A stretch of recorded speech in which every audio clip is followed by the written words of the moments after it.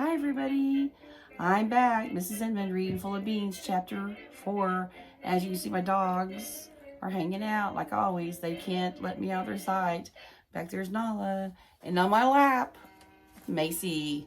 As always, she does not want to leave my side.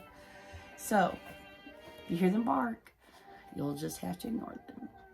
And in the background, though, I do have some nice music playing. It's 1930s music, which you might have been hearing if you were at Key West, around town at some of the businesses that were still open. So, let's get right to it. It's called Cut Up, Chapter 4. Me and the gang were sitting on Duval Street watching our toenails grow. Their toenails growing? They must have been bored. Duval Street was where all the action happened. Not that there was a whole lot these days. The Casa Marina Hotel was closed, and most of the other businesses were boarded up. But my two favorite places were still open. The first was El-Anon. It's still the best ice cream on the island.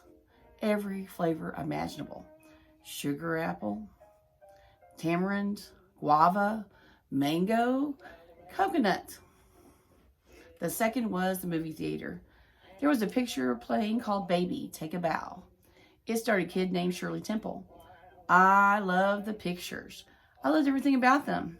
The music, the scenery, and most of all, I wanted to be in the movies, in the pictures. Hollywood was a place where kids like us were making it big, with a capital B. People like Jackie Cooper, Spanky McFarland, and Dickie Moore. My favorite was Baby Leroy. That kid was only a baby, but he's a movie star. He even had a studio contract with Paramount. A bunch of kids came strolling down the street, hawking Spanish limes. They had a little song about everything. We got limes, get 'em sweet, like a piece of turkey meat. Everyone was a salesman in this town. There was a fellow who sold flopping fish straight out of a wheelbarrow. Another man sold handmade lollipops. Still another sold eggs from a basket. And another sold coconuts.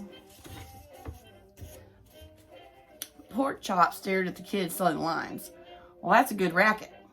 He gave me an idea. Maybe that's what we need to do, I told the gang. We need to peddle something. What? Ira asked. I know, Kermit said. We can sell gum. Gum, I asked. It's free. We just have to dig it out of the dilly-dally trees. Kermit said. Probably should add some sugar, Pork Chop said. And he looked at me. What do you think, Palsy? It was a good idea. Everyone liked gum. Well, except my Uncle Dewey. He didn't have any teeth. Well, gum it is. So we got down to business the next day, but it turned out that making gum for a lot of people is harder than making it just for yourself. First of all, you couldn't get much sap out of a single tree. So we had to crisscross town scouring trees for dilly trees. After nearly a whole morning, all we had was a half cup of tacky gum. But that wasn't the only problem. We had to get the sugar into the gum, but it was too sticky to stir with a spoon. I give up, Pork Chop said after trying to mix in the sugar. Just chew it, I said. Chew it and then sell it to people? Ira asked. Sure, it'll get nice and soft, not like they're gonna know, right? We took turns chewing chunks into small balls. Then we wrapped them in wax paper and started hawking them. Fresh gum, we called. A penny apiece. All afternoon, we walked back and forth across Key West trying to sell our gum. We never sold a single piece of our gum. Some odd idea that was, I said as we started out back home with our basket of unsold gum. What do you want to do with it, Ira asked. Give it to Too Bad for all I care, I said. So he did, and Too Bad even thanked him for it. Oh my goodness. Already chewed gum. It was the dairyman who gave us our next hot idea. The man was a walking dairy. He sold milk door to door to housewives straight from the cow. The fellow was the smartest peddler in town, in my opinion. He sold something folks needed, and he went right to the customer. It made me think, what was something that everyone needed? It seemed that in lean times like these, you really didn't need much. Kids ran barefoot all over Key West, and we didn't care one bit that we didn't have shoes. The answer fell into my lap, or rather on the ground. We were roaming the lanes looking for a game of marbles. We passed a house with a big mango in front. There were ripe mangoes all over the ground underneath the tree. That's it. I said, we'll sell fruit. Like the kids that sell the Spanish limes, Pork Chop asked. Nah. I said, we're going to sell it as lunch. We'll cut it up and sell cups of it to the fishermen down the docks. Everyone needs lunch. Not bad, he said. The first thing we needed was to gather the fruit.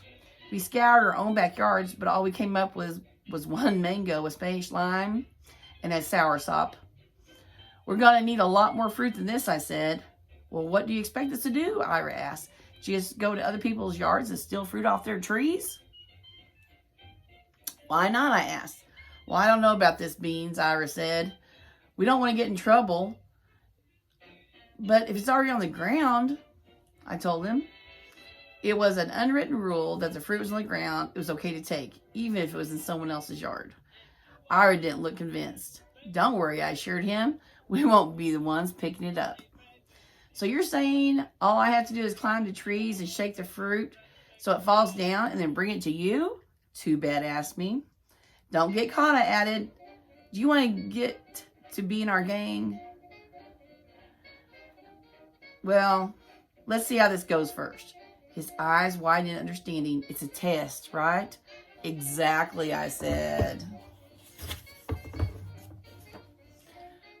The fellas and I sat around playing marbles. Too Bad returned a few hours later. Here you go, boss, he said, and he held out a basket full of fruit. That kid was annoying, but he was kind of growing on me. I knew better than to bring a bunch of kids into the house when Ma was ironing. So we went over to Too Bad's. His mother wasn't home. As we walked through the front door, I spotted a fire key hanging on the hook. Folks who lived near the fire alarm boxes had keys to set off the alarm. It was considered a big responsibility. We got to work cutting up the fruit in the kitchen. After it was all cut, we mixed it in a big bowl, and it looked good. So I took a taste. It still needs something, I said, looking around the kitchen. And then I saw it. Old sour, key lime juice preserved with salt. Every conch had a bottle of it in their house. So I added some old sour with a dash of salt for good measure, and I stirred it and took a bite. It was sweet, but tangy. Perfect, I declared.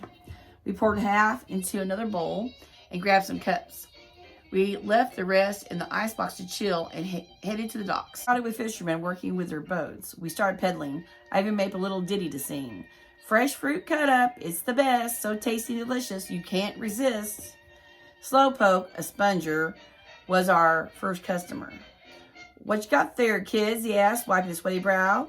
Fresh fruit cut up, I said. How much is it? Slowpoke asked. A nickel a cup. Not a bad deal on a hot day like this, he said, and he fished in his pocket and pulled out a nickel. I served him a cup of cut up. It's good, kid, he said, kind of refreshing. After that, all the men on the dock started buying from us, and we were selling out fast. Too bad, I shouted. Go back and get the rest, quick. An hour later, our bowl was empty, and Too Bad was nowhere in sight. Where is that kid? I asked Pork Chop. Got me, he said. I was about to send Ira looking for Too Bad when we saw him coming up the way carrying the other bowl. Shake a leg, I called. We got customers. He handed me the bowl, and it was empty. Where's the cut up? I asked him. Oh, I couldn't resist. Beans, he said. You ate it? All of it? His mouth turned into a sad frown. It was just so tasty. You can forget about being in our gang, I told him. I don't feel so good, Too Bad said, and clutched his stomach, and he opened his mouth, and he puked all over my feet. That's when I changed my mind. Too Bad was the most annoying kid in the whole world. Oh my goodness. What a way to end that chapter. They've been having a good time though, haven't they? Until the puke. Ugh. So, after this little video, I've got a little short tour of my office, and I will see you tomorrow with chapter 5. It's called Bum Deal.